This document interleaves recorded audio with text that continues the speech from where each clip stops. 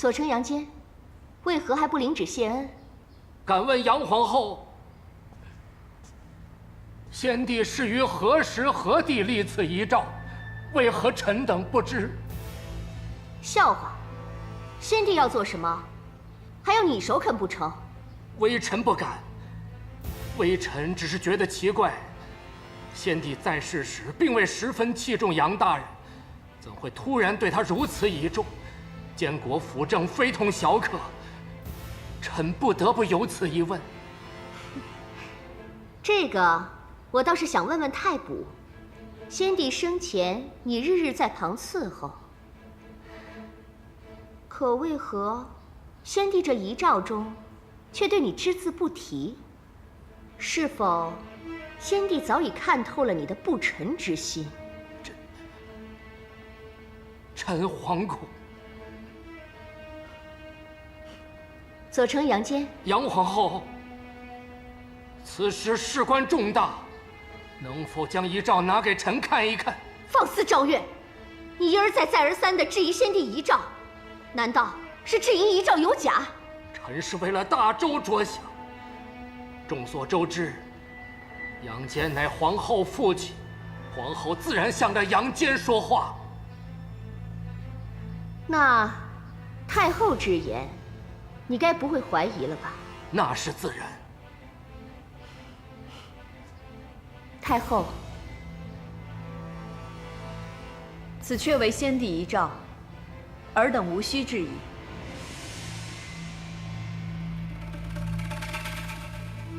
赵月，如此，你还有何可说？既然太后开口，臣无话可说。左丞杨坚，还不快领旨谢恩？臣领旨谢恩。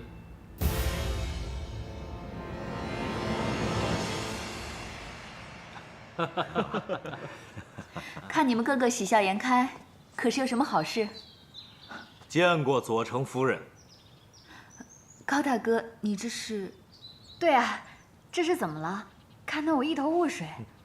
就是啊，你们别再看来看去了，到底发生了什么呀？今日早朝，太后颁布先帝遗诏，封大哥为假皇岳，左大丞相，监国辅政。真的吗？为何如此突然？怎会有先帝遗诏？怎会选大哥做辅国大臣？哎，你的疑问还真多呀！这先帝遗诏，太后说有，必然就有。至于为何选你大哥，呵呵，你难道怀疑你大哥没这个能力吗？不，当然不是了。我大哥做辅国大臣，自是实至名归。只不过事出突然，我就是太激动了，词不达意。今日总算尘埃落定，一切忧虑都烟消云散了。大哥，恭喜了！恭喜大哥，恭喜大嫂。没什么可喜的，正所谓祸兮福所倚，福兮祸所伏，你们也不必太过高兴。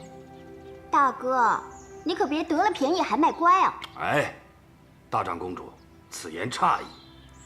大郎所言非虚，如今这大周内忧外患，主少国疑，这一道遗诏，无异于是将大周的江山社稷压在了大郎的肩上啊！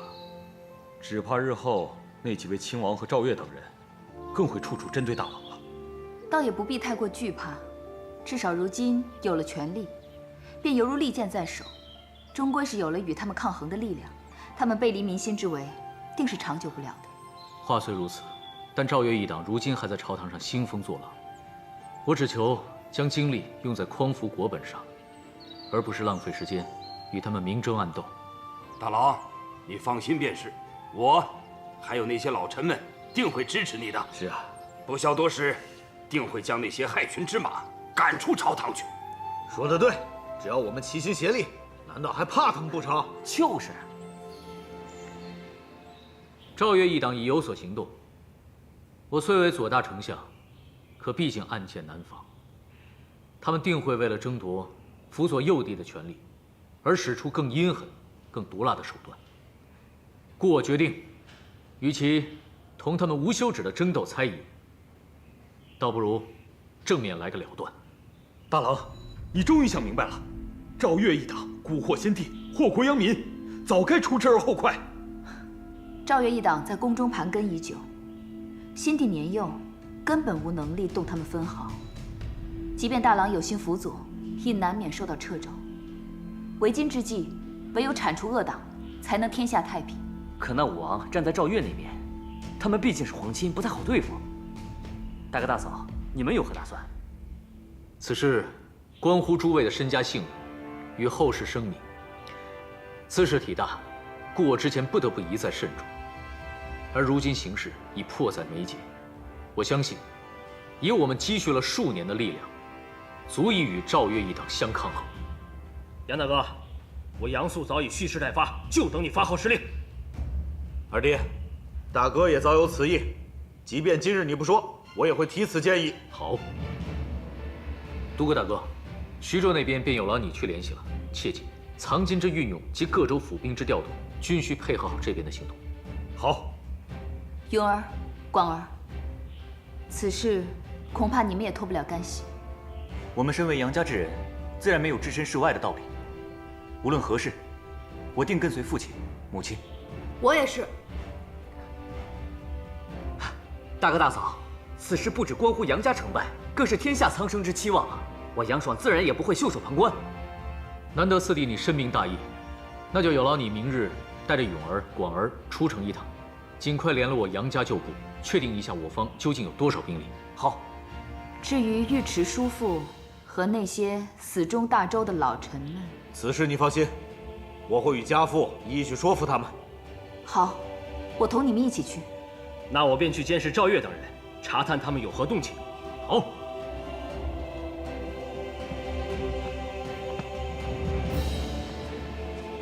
大家同心协力，何愁大事不成？今日我杨坚在此，以薄酒一杯，谢过诸位。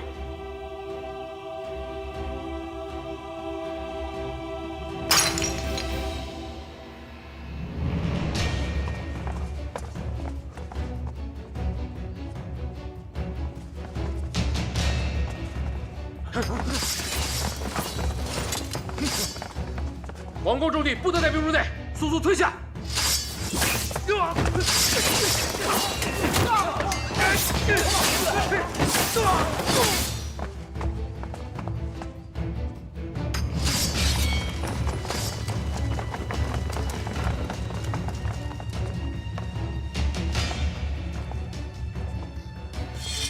太卜，我要求见太皇太后，你且让开。太卜带兵前来，是何用意？无需你管，退下。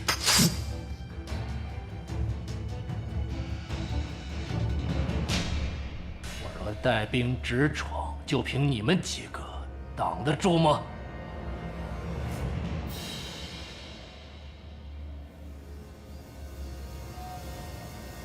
把刀竖起来。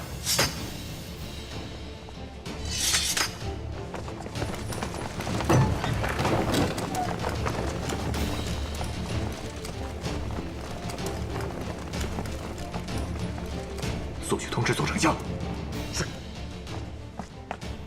杨大哥，杨大哥，王贺那边传来密报，赵越一党已带着他的府兵进攻了。他们这是要逼宫。赵越终于动手了。太卜，诸位亲王，你们如此兴师动众，带诸多府兵进攻，意欲何为啊？回禀太皇太后，臣等为大周江山冒死进谏，恳请太皇太后下旨，罢除杨坚左大丞相于监国之职。哼，好一个冒死进谏！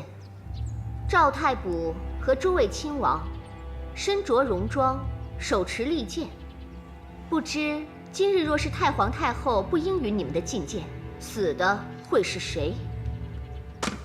太后此言是欲陷我等于大不义吗？难道不是吗？自然不是。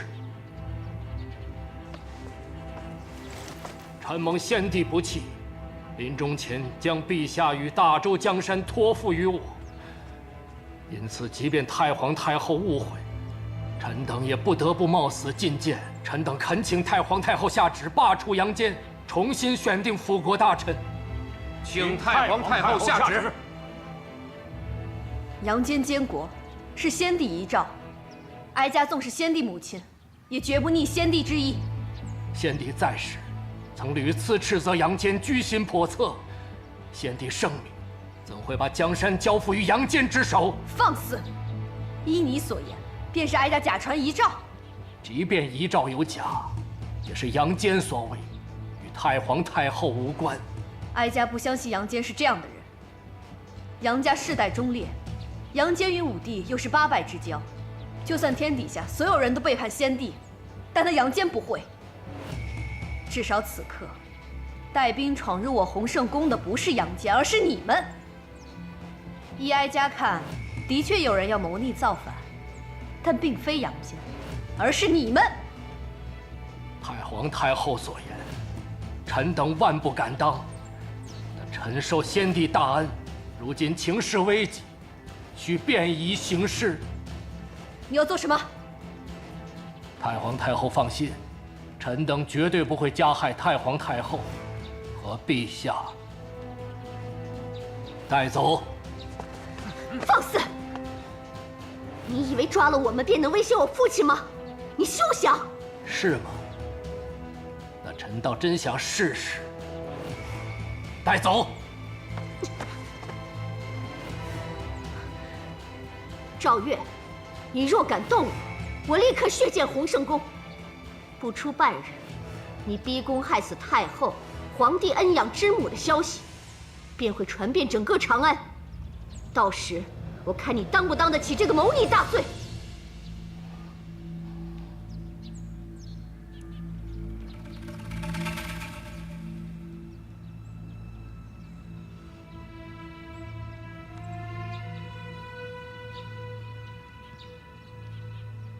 传我之令，为保太皇太后、太后与陛下周全，从即刻起，没有我的命令，不许任何人踏出洪圣宫一步。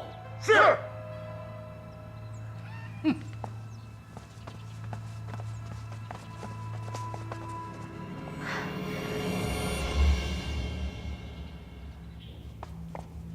你们可算回来了，宫里形势如何？赵月如今软禁了太皇太后与皇帝，他们人多势众，守卫森严，我们暂时无法突破。大哥，我与勇儿已分头联络了杨家旧部，他们今愿听从大哥调遣。我已联络了韦孝宽，他愿意带领手下2万府兵助我们起事。此刻大军已驻扎长安城外，只需你一声令下，即刻进城绞杀赵月。另外，徐卓大哥一直运用藏心，暗中囤粮，打造兵器，随时可供应用。好，有了这些兵力，再加上得当的调度，何愁大事不成？铲除奸臣，还天下太平。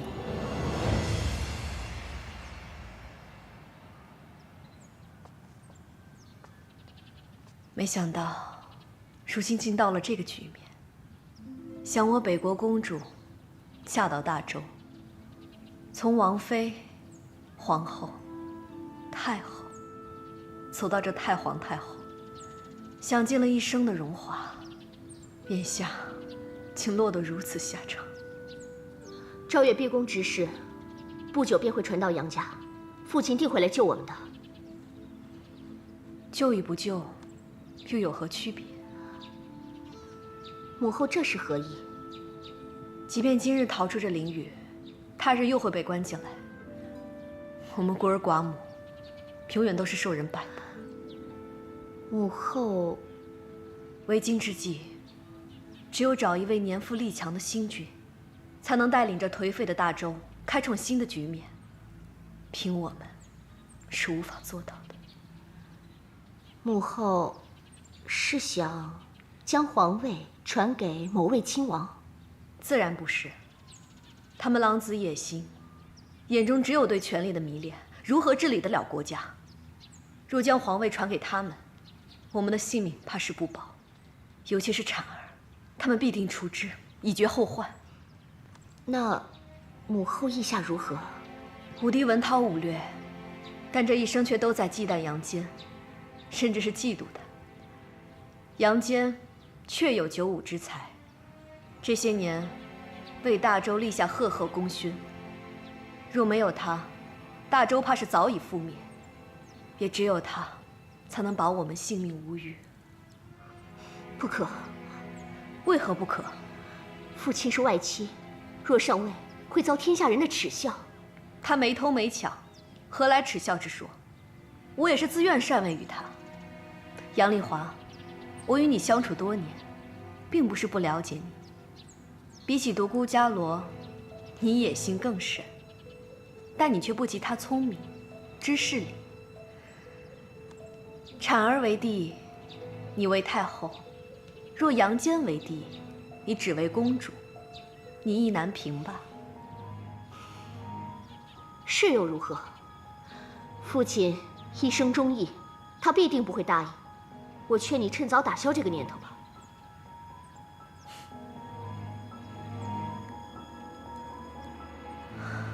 阿勇，我尽力了。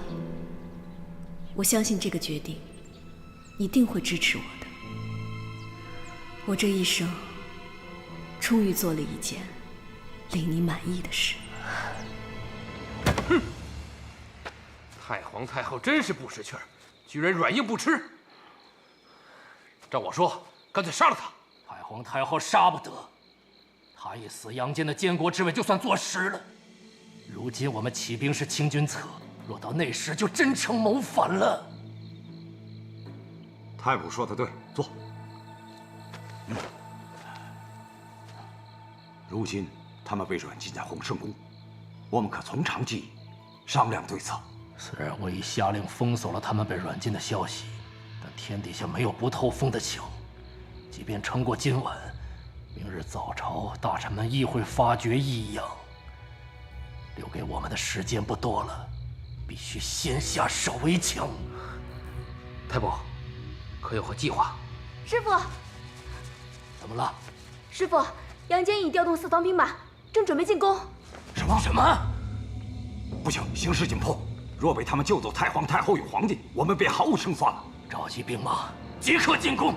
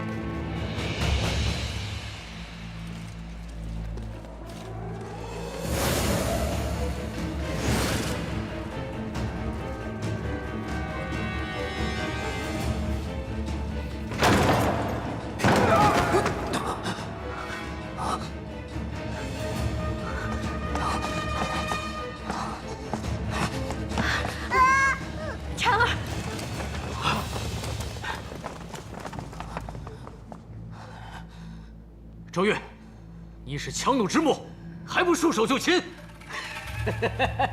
杨坚，你确实厉害，可如今皇帝在我手中，你能奈我何？太皇太后，你还不快下旨，将皇位禅位于我，否则我现在就杀了皇帝！赵越，你杀了皇帝，也别妄想出这洪圣宫。是吗？我若一直挟持着皇帝，岂会出逃无门？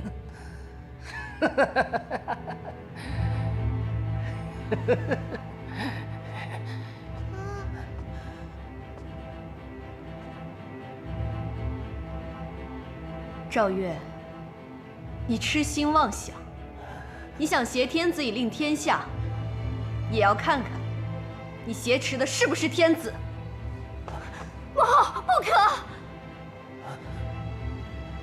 天下大乱，急需能人之士带领大周重现辉煌盛景。我宇文家尽力保全大周，但已无力回天。现哀家宣布，将皇位禅位于阳间。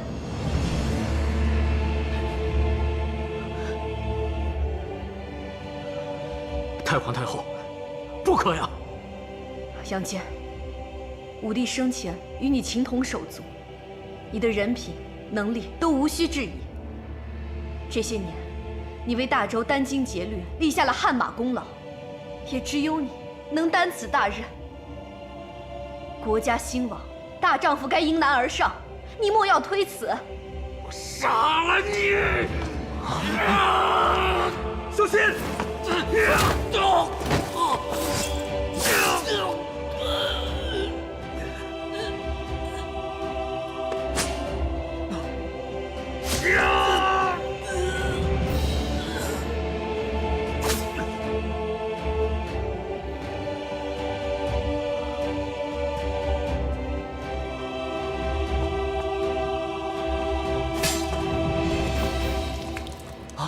大哥，独孤兄，大哥，大哥，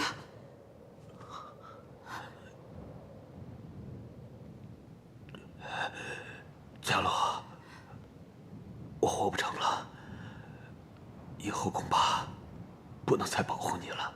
大哥，撑住，别难过，大哥这条命早就该绝了，是父亲、母亲放心不下你，才一直保佑我活着，来守护你。我要去找你嫂子了，她独自一个人走得早，孤孤单单的，太冷清了。不行，你不能走，我们好不容易才团聚的，我求求你别走，一定要撑下去。杨戬，从今以后不能再陪你们作战了。我把伽罗全托付于你了。大哥，你放心，我杨戬拼尽全力，也会护伽罗一世周全。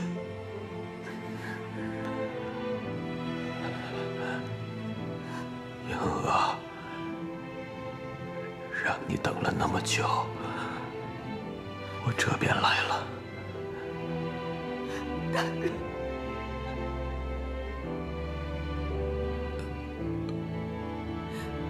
大哥。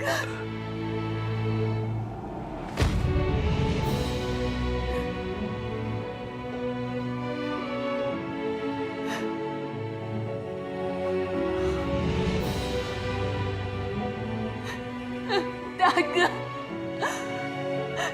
大哥，你别走，你别走，你不要丢下我，大哥，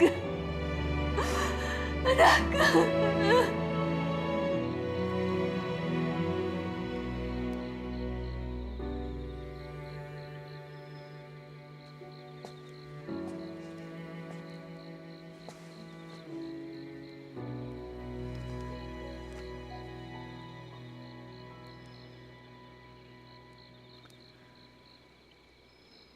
人死不能复生，节哀。大哥若在天有灵，看到你这么难过，他也会不得安宁。他希望你好。大哥从小就很疼我，独孤家出事后，他没有过上一天安生日子。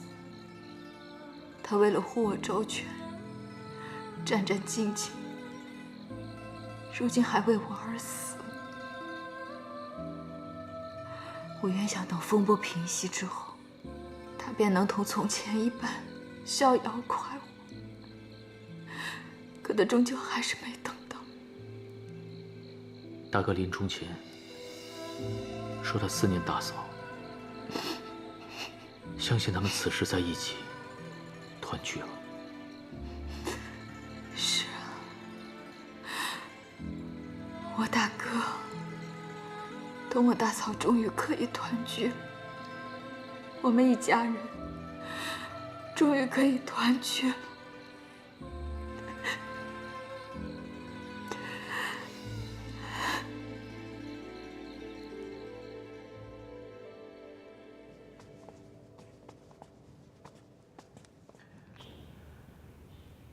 真没想到，太皇太后居然主动提出禅位于杨左丞，这一步棋真是太出人意料了。这大周早已无药可救了，即便他不走这一步，即便他逃过此劫，朝堂之上尔虞我诈的争斗，对于他而言，何时才是个头啊？如今让二弟上位，看似不合情理，但除他之外，也无人能当此大任了。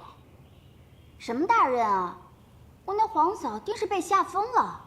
我宇文家的天下，如今改姓杨了。我昨日还是大长公主，可今日我算什么？大哥称帝，那二郎、三郎便会封为亲王，那我们便是王妃。王妃，哎，听上去还不错。国家大事，怎容你们如此戏言？好了，珠儿，你就少说两句。不知大哥大嫂如何看待此事？没想到，太皇太后居然使出这一招。不能答应啊！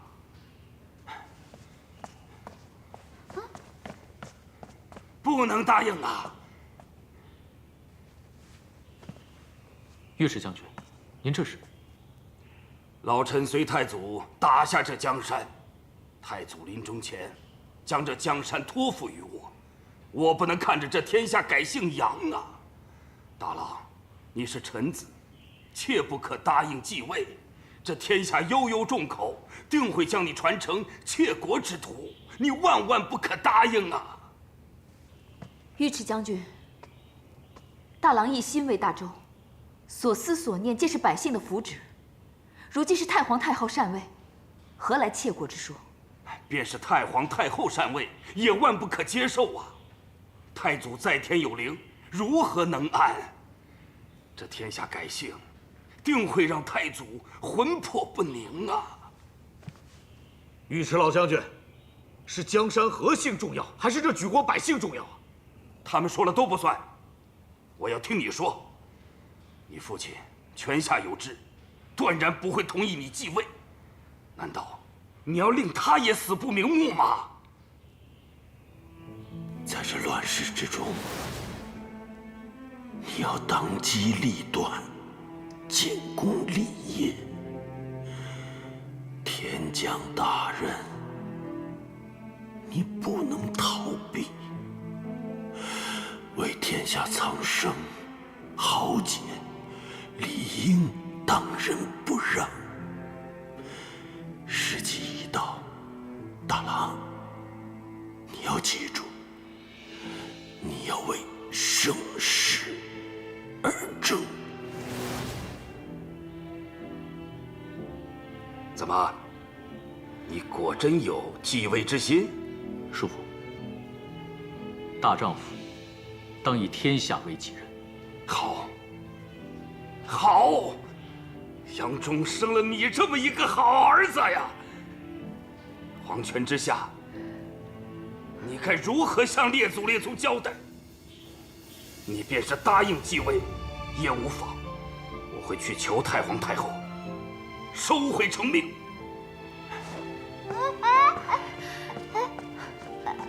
哎呦，他要是劝动了皇嫂，我还是不是王妃了呀？哎呀，你少说两句。大郎，这皇权我们不争，但若降下这大任，我们亦不推辞。父亲说顺应天命，我们便顺其自然吧。伽罗，知我莫若你。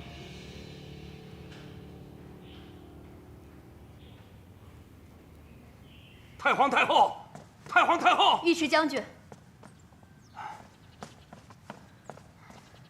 太皇太后，不可，万万不可呀！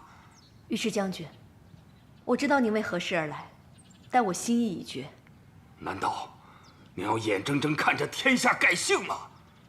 从前我也许不肯，可是我看到杨坚等人的态度，我肯了。若是他一口答应，我还有所犹豫。如今看来，他们的确是忠肝义胆之士。大周交与他，我放心。阿雍也会支持我。荒唐，荒唐啊！世上就有你这样的太皇太后，将自己家的江山拱手让人。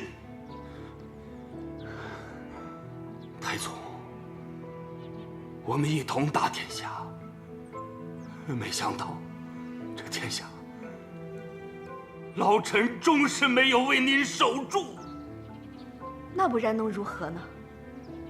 您是老臣，您与太祖一起打下这江山，可这江山先被宇文护一党掏空，又被赵越一党染指。您在哪儿？您做了什么？若是江山稳固，谁会愿意拱手让出？可如今这局势，即便是太祖，他也不会吃手。天下大乱，能者上。为了百姓的安康，我没做错。是啊，大周成如今这局面，老臣难辞其咎。太祖，老臣无能啊！但老臣仍要为你死守住这江山。尉迟将军，天下姓宇文，便不能改。老臣自当拼尽全力，守住这江山。尉迟将军，尉迟将军。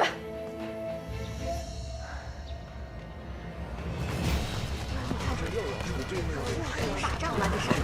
对，现在这个世道没人说，你说他们是还是咱们不是？百姓的对象，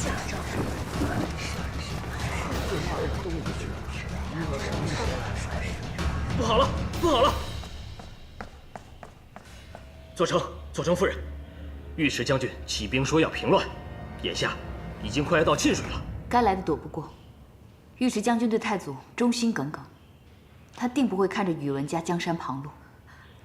大郎，这一仗免不了。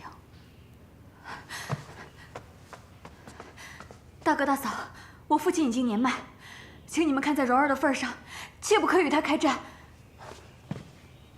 大哥大嫂，他毕竟是我的岳丈，这……你们莫急。尉迟将军个性耿直，怕是此时听不得旁人相劝，唯有先将他拿下，日后再慢慢劝导。大嫂，刀剑无眼，一旦你们开战，无论哪方受到损失，我与二郎都无法自处，请大哥大嫂谅解。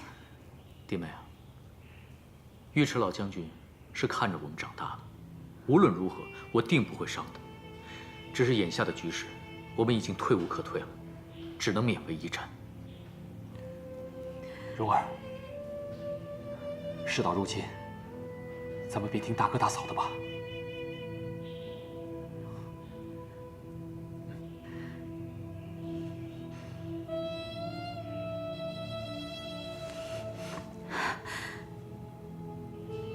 大哥大嫂，蓉儿求你们，千万不要伤害我父亲。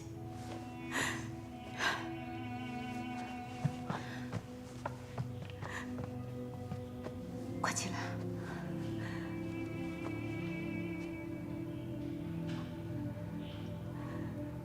高大哥，你带领杨素、色狼前去迎战，尽量劝服老将军。如若不成，只可活捉，切记，千万不能伤了老将军。领命！领命！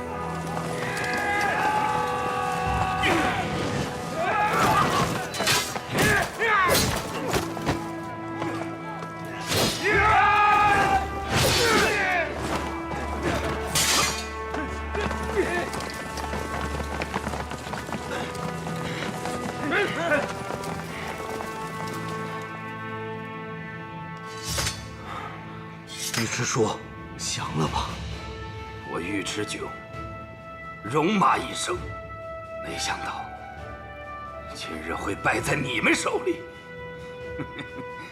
这便是天命啊！我知道，将来杨坚一定会是一位亲政爱民的好皇帝。但我尉迟迥一生难事二主。既然我与太祖一起打下的江山已经覆灭，那我也无颜苟活于人世。太祖，尉迟迥尽力了，我这便随你而去。尉迟将军，尉迟将军。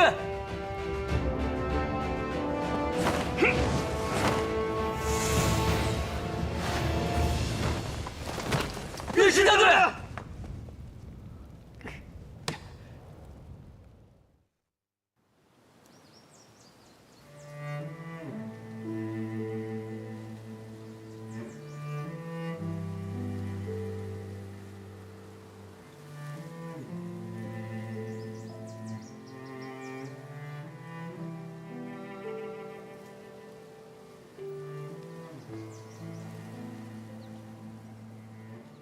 尉迟将军，乃开国功勋，乌巢重臣，征战沙场，平定天下，呕心沥血，辅佐帝君，实乃大周之国主栋梁。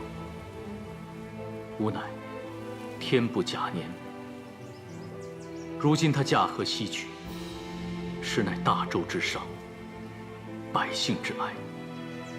我杨坚在此立誓，若他日天下归心，必还百姓一个太平盛世，以为他在天之灵。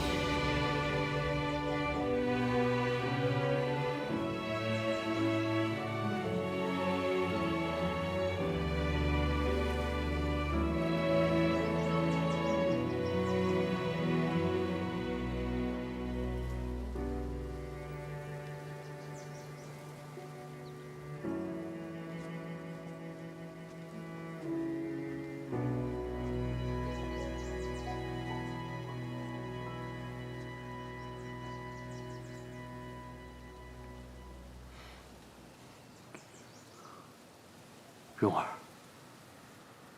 岳丈已经去了，你切莫太伤心了。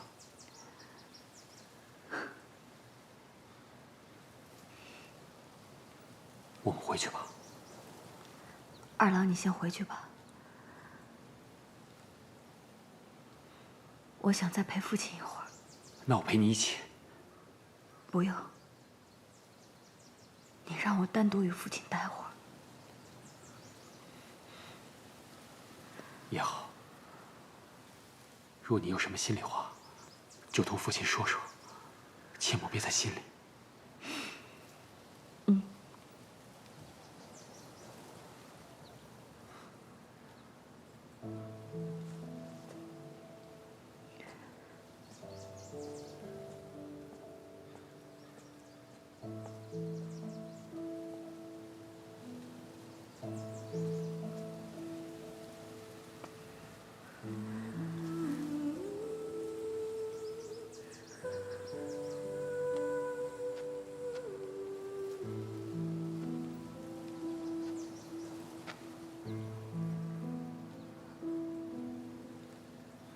祖父，孙儿不孝。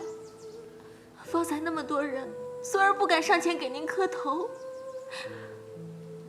祖父，文姬给您磕头了。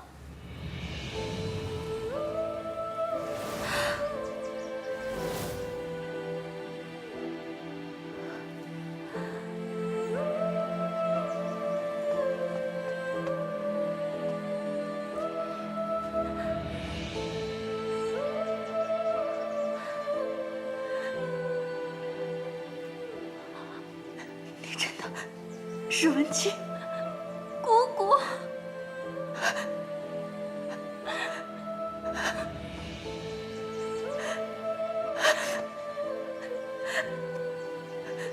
你真的是文姬？姑姑，我是文姬。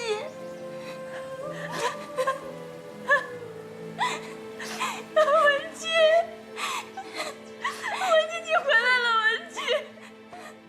姑姑。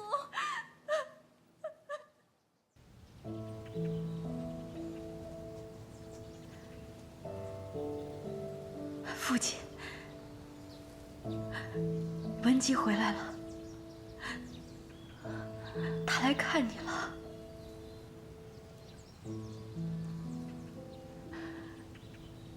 文姬，你快告诉姑姑，这些年你都去哪儿了？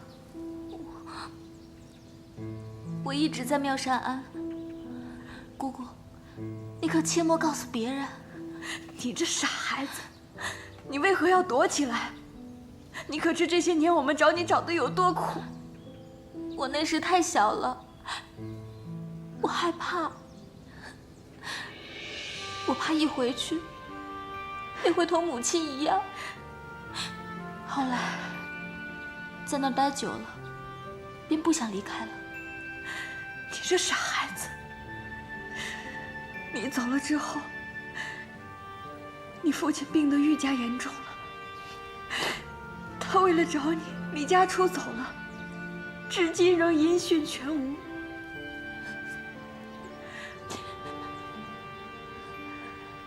姑姑，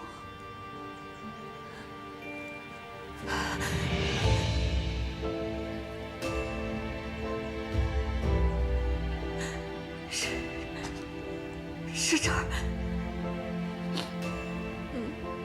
连名字都没被刻在墓碑上。啊！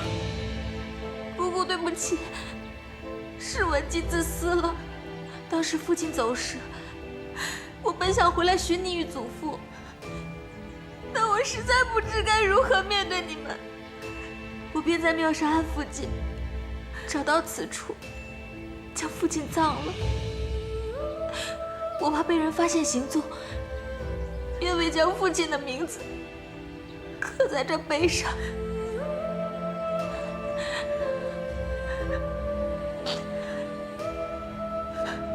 大哥，我们寻了你这么久，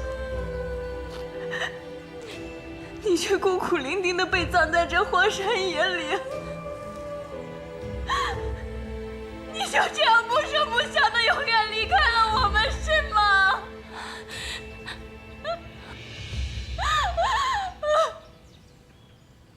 几年前，我在妙善庵撞见了疯癫无状的父亲。当时我是又恨又怕，但当我看到他衣不蔽体、食不果腹的样子，我又忍不住心疼。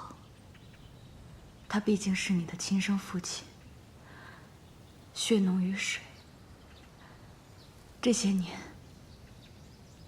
都是你在照顾他。虽然他疯疯癫癫的，但是同他在一起，我再也不用孤孤单单一个人了。直到有一日，我饿了，给我饭吃。我跟你说话呢，我饿了，你给我饭吃。不得冲撞菩萨。来，坐下，吃饭，吃饭。我饿了，我要吃饭。吃饭。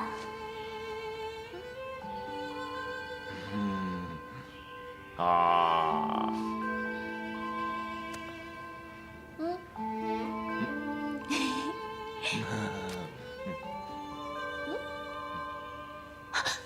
父亲，我们快走！有人来了，有人来了！走。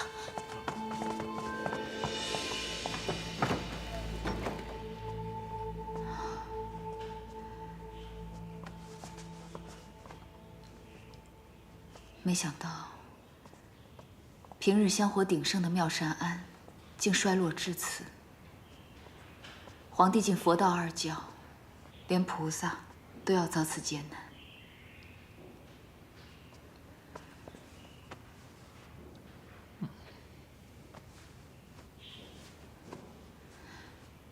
信女伽罗，多谢菩萨保佑我夫妻和全家人又平安回到长安，还望菩萨日后继续保佑我杨家与独孤家。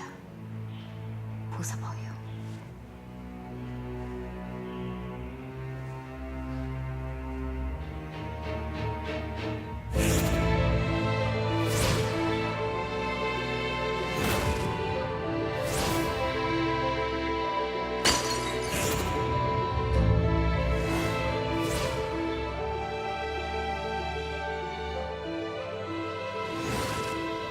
伽罗，杨坚，天儿，父亲，父亲，父亲，父亲，你怎么了，父亲？父亲，你没事吧，父亲？父亲，文姬，父亲，你认出我了？父亲，我是文姬啊。文姬，我的好女儿。父亲，父亲。文姬，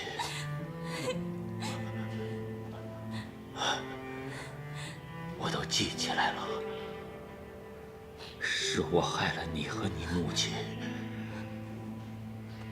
是我害死了她。都过去了，父亲，都过去了，你不能再有事，你不能再有事了。我做了太多的错事，我要去找你的母亲，我要去向她赔罪。不要，不要，你别离开我，你别离开我。父亲已经不在了，我不能再没有你，我不能再没有你啊！听父亲的话，你一定要好好的活下去。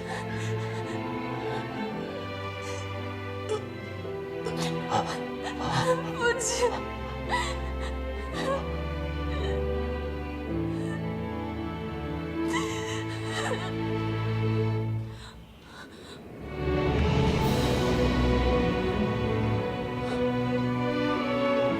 父亲，父亲，父亲，父亲，父亲，他们简直是我尉迟家族的克星。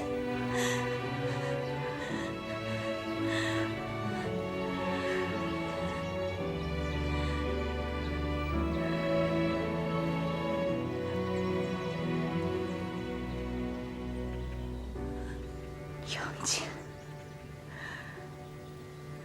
独孤伽罗，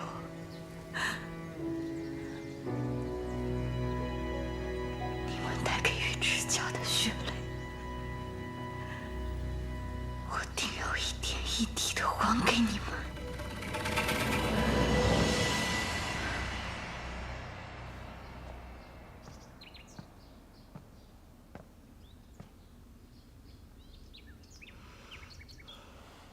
你来做什么？你也想劝我改变心意吗？若是我有办法让他当不了皇帝呢？杨丽华，我劝你收起你的心思。成为公主已是你的定局，你该懂得知足。既然你不肯改变心意，那若是杨坚为篡位，逼死当朝太皇太后，如此一来，他又有何颜面称帝？这个故事，您觉得如何，太皇太后？你知道你在说什么吗？我当然清楚自己在说什么。只要太皇太后一死，再将罪名嫁祸给杨坚，那他必定为千夫所指，朝臣所不容。那么皇位自然还是产儿的。你疯了！你真是疯了！疯了吗？哼，也许是吧。为了产儿的皇位，再疯狂的事情，我也做得出来。母后，儿臣便见你的命一用。杨丽华，你别乱来！太后，冷静啊，太后！太后，太后！千雪，走，太后，太后，快走！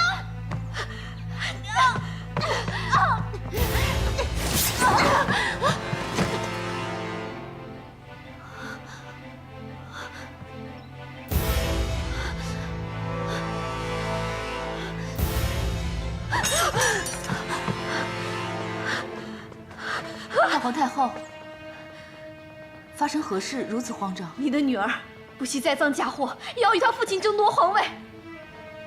这是何意？你女儿要杀了我，然后嫁祸杨家，为篡位谋杀太皇太后。这怎么可能？她为了掌控皇帝，先杀了朱皇后，现在又要行刺于我。你教的好女儿，还有何事做不出来？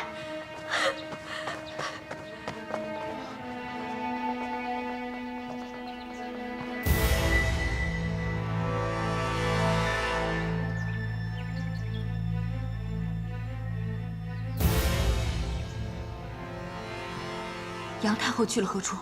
杨太后杀了千雪之后，便跑出了洪圣宫，往正阳宫方向去了。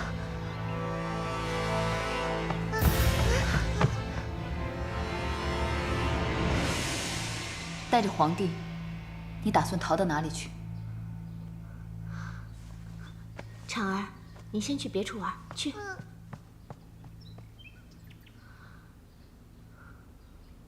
婵儿乃是先帝正统，我相信拥护婵儿的大臣必定不少。我要召集他们，向众人揭开你们谋朝篡位的嘴脸。你当真要与我们为敌？这是为何？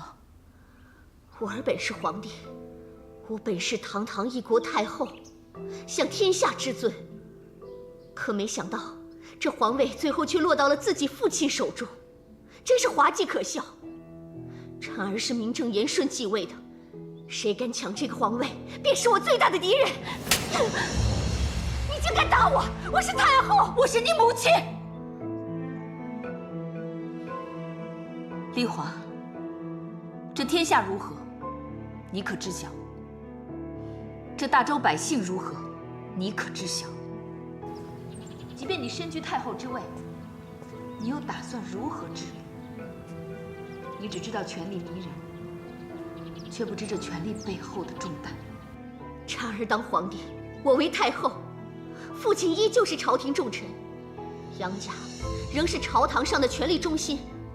为何你们还要如此贪心？我为了保护杨家，牺牲了自己一生的幸福，嫁给了那个无耻之徒。可为何如今，连这个太后之位你们都不肯留给我？太皇太后与你不睦，多年来对我横眉冷眼。如今我终于等到与之抗衡的机会，可这恶气尚未出，你们竟垂涎起皇位，何来的大义？何来的忠臣？你父亲从未谋反，如今是大势所趋，他亦是顺应天命。若非不恋权力，真心为国为民之人，怕是不敢接这重任。你父亲英勇爱民，他是顶着万千压力接下此重担。你以为皇帝这么好当？自古幼帝最易引起朝堂不稳，即便你父亲再位高权重，也无法平息政权不稳所引发的暗流涌动、权力争斗。这满朝文武毫无凝聚之力，国家如何兴盛？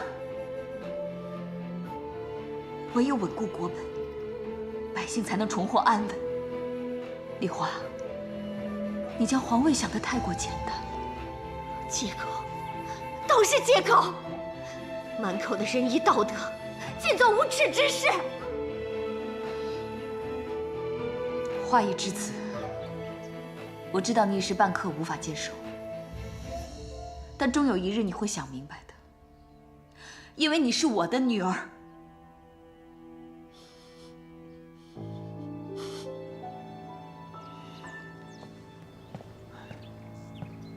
为父答应你，必当竭尽所能还天下一个太平盛世。若你心中有大义，有天下苍生，有民间疾苦，便一定会懂得。我不不想懂。如今成王败寇，我甘愿认输。你们走吧，我不想见到你们，我再也不愿见到你们了。丽华，有朝一日，为父定会证明给你看。佳罗，我们走，让他独自静静。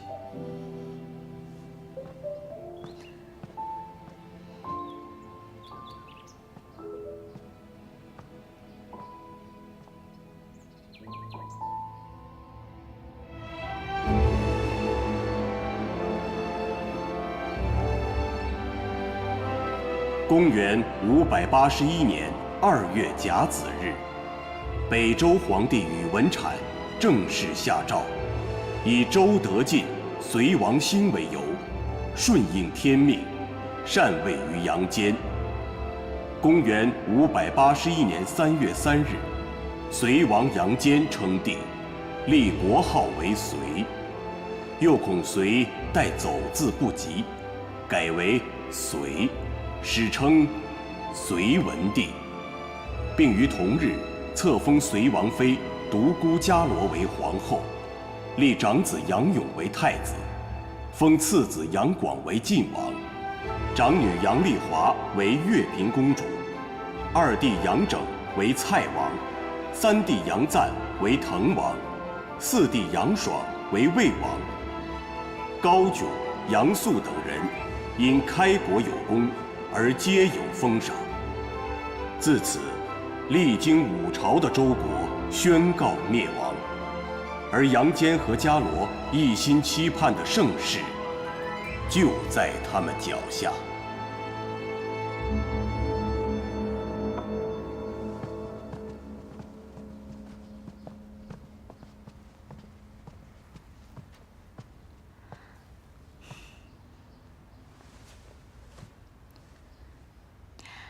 参见皇后。免礼，一家人何须行此大礼？谢皇后。皇后如今是国母，理当行此大礼的。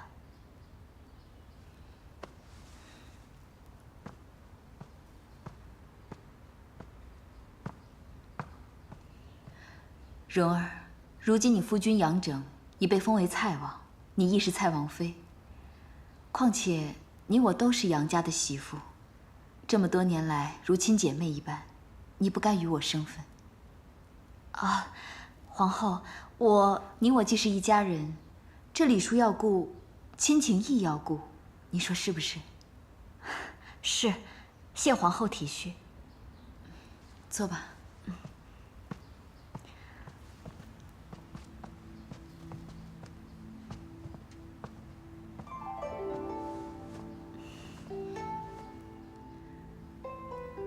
我今日叫你来，是有事想同你商量。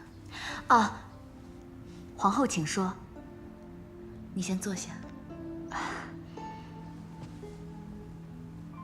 陛下初登大宝，前朝诸事繁忙，后宫亦是千头万绪。如今命妇会事务又繁多，故而我想请你帮我打理后宫之事。当然，你如今已是王妃。若你不想操持这些琐碎之事，也无妨。我只是投你一问。皇后，臣妇不过是女流之辈，料理府中家事也就罢了，这后宫之事，臣妇是半分都不懂，只怕难以胜任啊。其实后宫之事亦是家事，家和万事兴。正所谓齐家治国平天下，后宫安定了，陛下才能专心处理朝政。当然，后宫如今百事待兴，需要你协助我共同打理。你行上宫之首之权，至于日后，我定不会亏待你。只有留在后宫，才有机会接近独孤伽罗。独孤伽罗，这可是你自找的。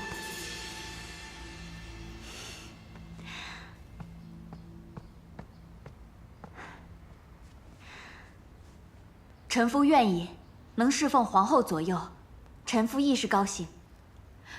免礼，你肯来，我便放心了。年上宫、姚上宫，奴婢在。从今日开始，你们便跟在蔡王妃身边，共同打理后宫之事。奴婢遵旨。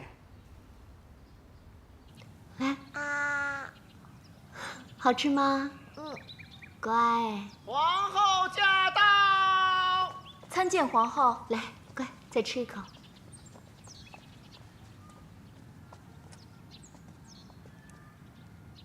免礼。谢皇后。来，乖。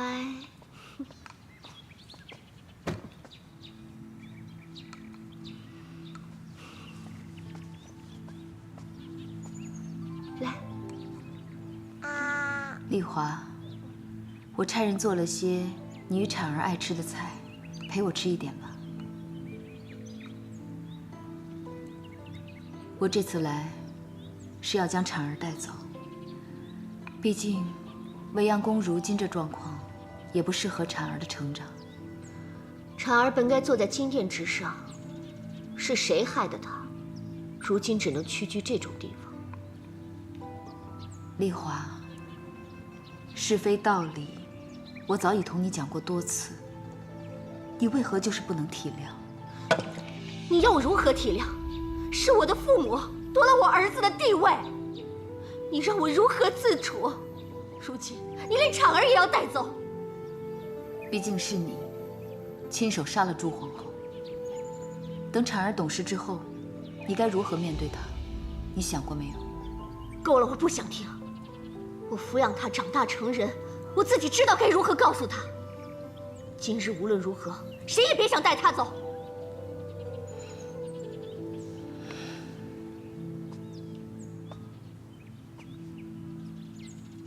丽华，母亲知道你留下产儿的用意，大局已定，你又何必执迷不悟呢？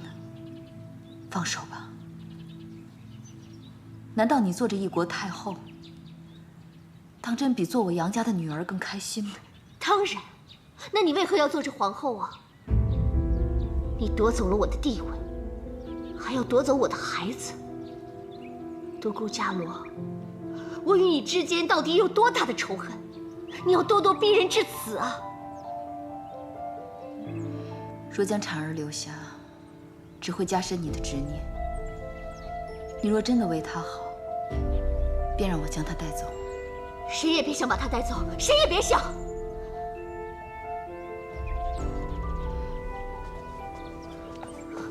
别夺走我的孩子，这是我的，别碰我！独孤伽罗，我恨你！我怎会有你这样的母亲？丽华，母亲是为你好，前太皇太后会好生照顾产儿的。收起你的假仁假义吧！我杨丽华此生再也不想见到你！独孤伽罗，我恨你！无论你怎么恨我，你需记住，我始终是你的母亲。独孤伽罗，我恨你！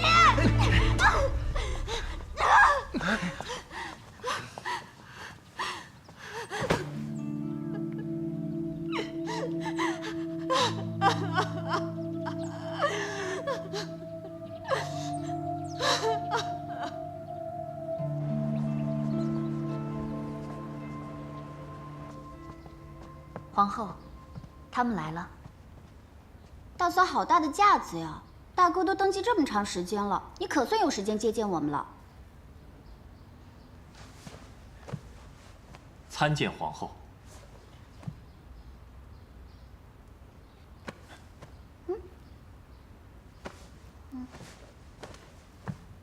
参见皇后。起来吧。谢皇后。哎呀，你还站着干什么呀？坐呀。弟妹让你坐，你便坐吧。谢皇后。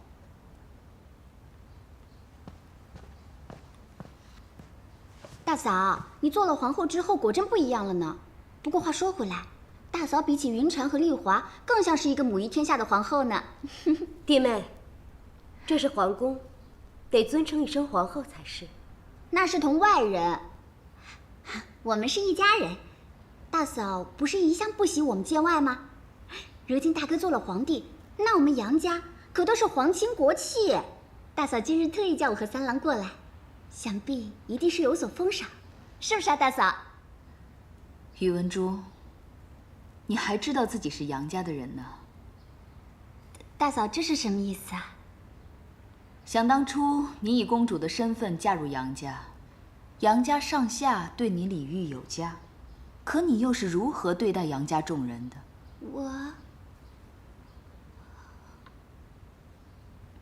我自然视他们为家人啊。公主的家人，不是只有宇文护吗？你明知宇文护欲对杨家不利，却为了一己私欲，甘心为他所用，将杨家的一举一动全部告知宇文护。这若是在军中，你便是敌方细作，按律当斩。大嫂，大嫂！皇后，珠儿本性天真烂漫，被歹人所利用。皇后，还请您顾念骨肉亲情，饶他一命。臣弟回去定当好好约束，不再生事。臣弟此番前来，不求封赏，只求皇后将我与珠儿贬为庶民。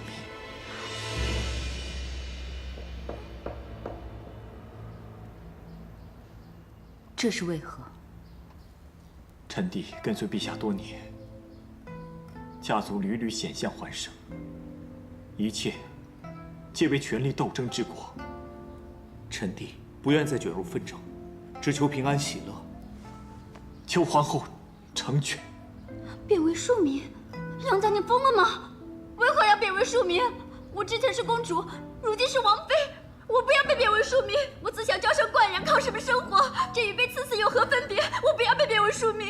不会便去学，只要勤劳能干，温饱不难。那皇后是答应了吗？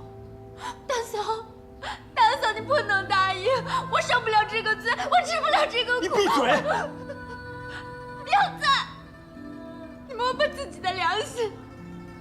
当年你不过是一个区区的月官，若是没有我，你能有今日？纵使我犯了天大的错，可是我对你的真心，你难道不知道吗？如今我宇文家倒了，你竟如此对我，我终究是有眼无珠，深情错付了。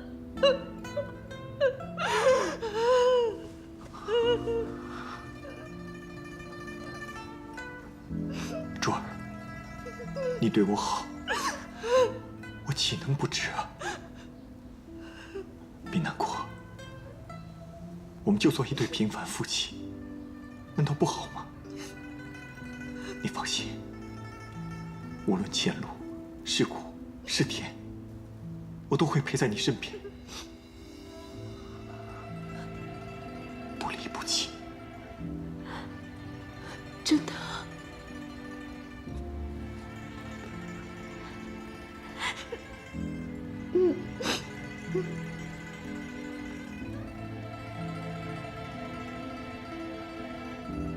这宫中争斗纷杂，人心叵测。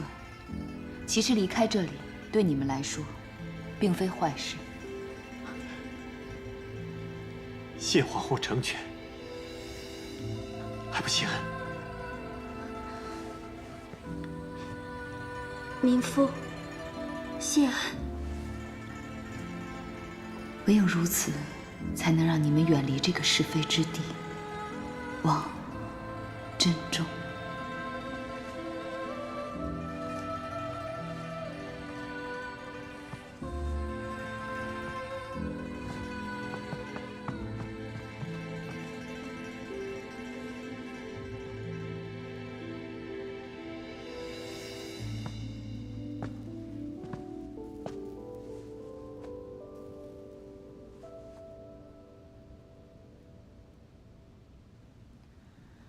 三郎跟珠儿已经离开杨家了。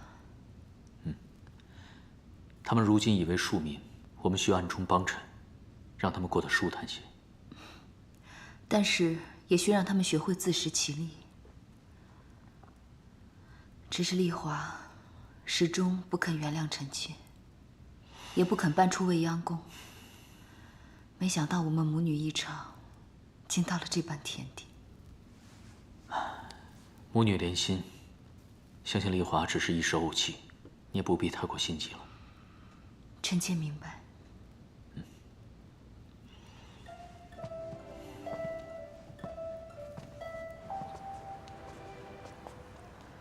所以最后，臣妾便只能离开。丽华心中对我们充满了怨恨，臣妾也能够理解。在她心中，她是为了杨家嫁进皇宫，而杨家一直在牺牲她。她终究是我们的女儿，需多劝劝她，终有一日她会明白。她如今既然要住在那儿，就先由着她吧。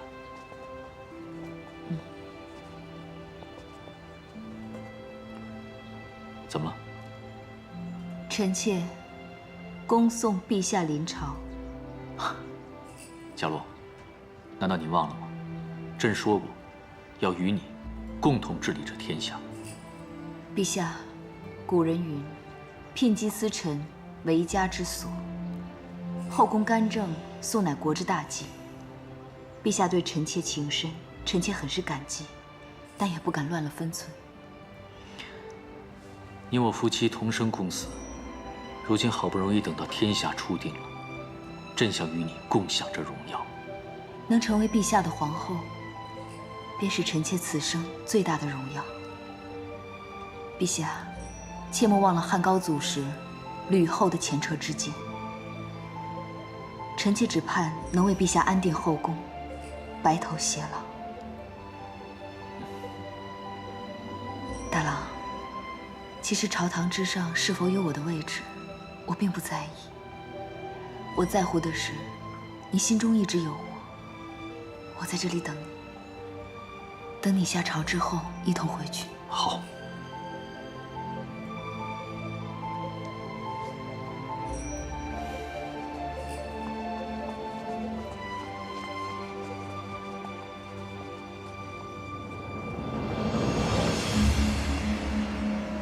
陛下万岁万岁万万岁！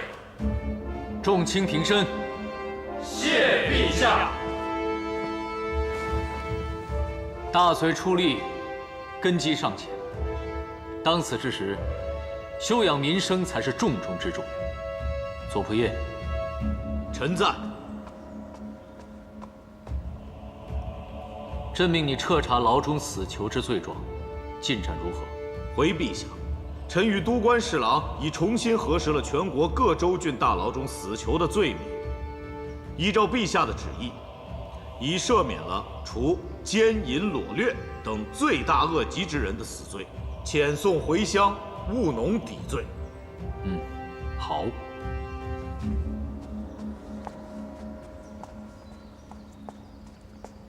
启禀陛下，臣与杜支尚书也已按照陛下的旨意减免赋税，赐官牛于民，以促进农事。此乃详尽账目，请陛下过目。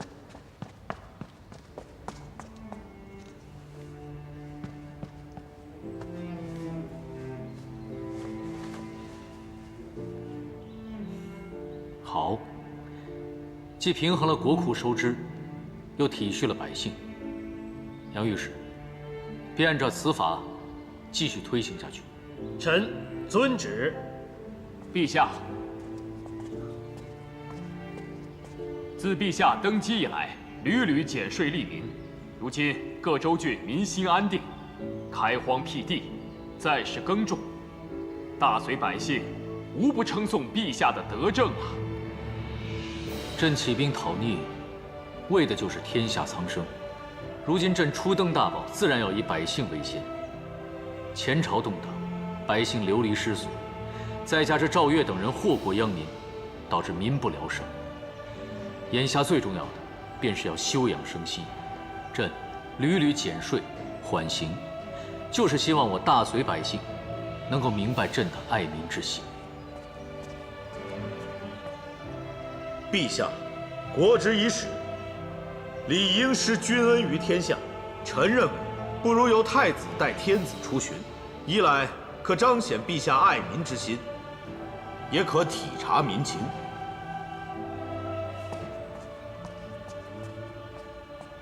启禀父皇，儿臣身为太子，理当替父皇分忧。况且儿臣年轻，更应多多历练，还望父皇允准。左仆射所言甚是，朕便准你所奏。谢陛下。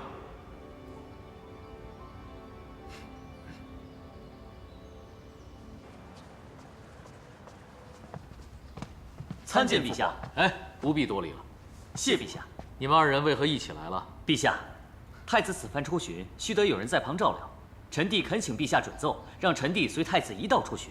臣弟必定恪尽职守，护太子周全。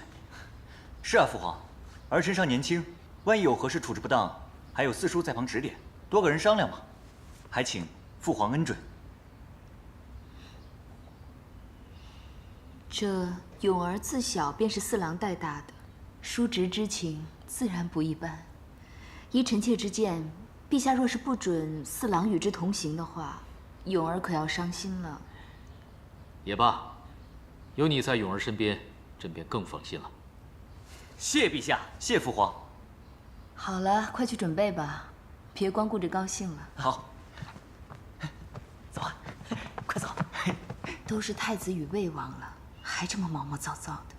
难得他们叔侄的感情这么笃厚，这般情谊，在皇家，当真是难能可贵。父皇母后，儿臣也先告退了。好。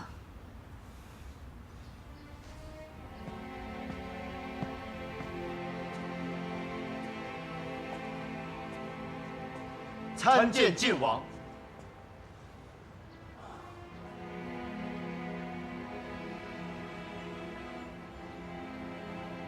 都是父皇与母后的儿子，凭什么你是东宫太子，而我一出生就要作为质子受尽嘲讽？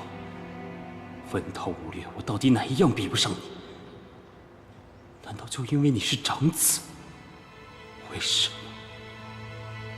为什么？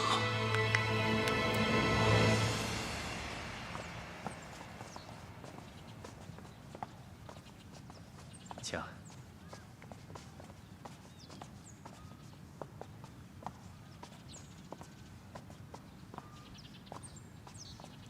请。两位舟车劳顿，想必已经饿了吧？来，两位请慢用。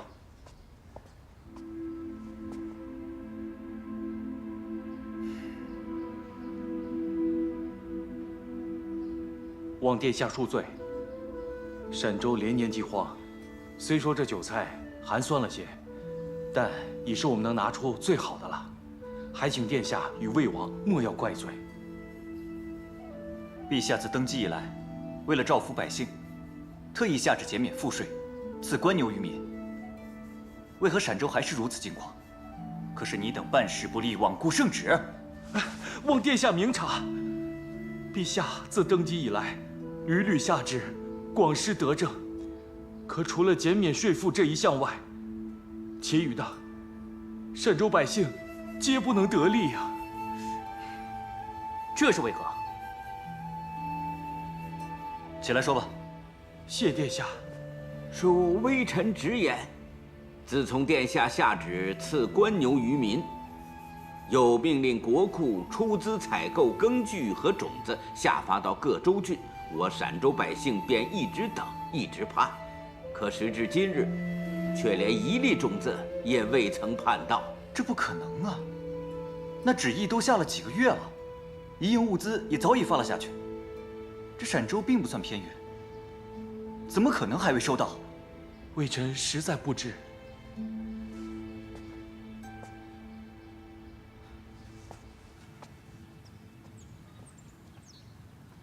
四叔，此事太过蹊跷，烦请四叔前去查明，好向父皇交代啊。好，此事便交给我，你就放心吧。陛下万岁万岁万万岁！平身。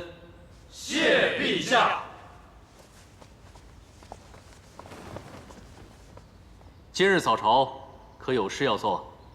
陛下，陛下，臣有事要奏。臣斗胆请陛下下旨，赐死前朝太后阿史那颂及前朝皇帝宇文阐。这是为何？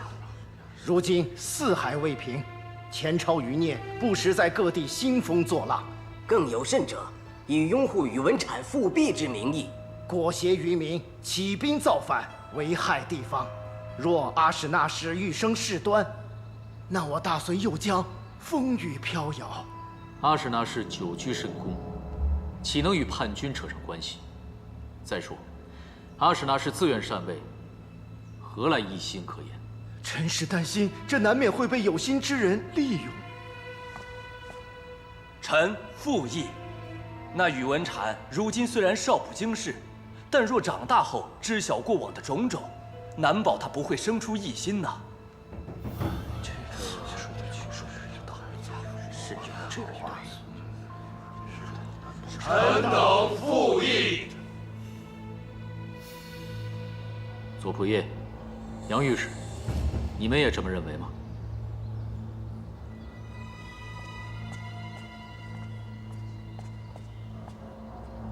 回陛下，臣认为，无论阿史那氏和宇文阐有无一心，出力的大隋都经不起任何折腾，赐死他们，乃是防微杜渐、一劳永逸的最佳之法。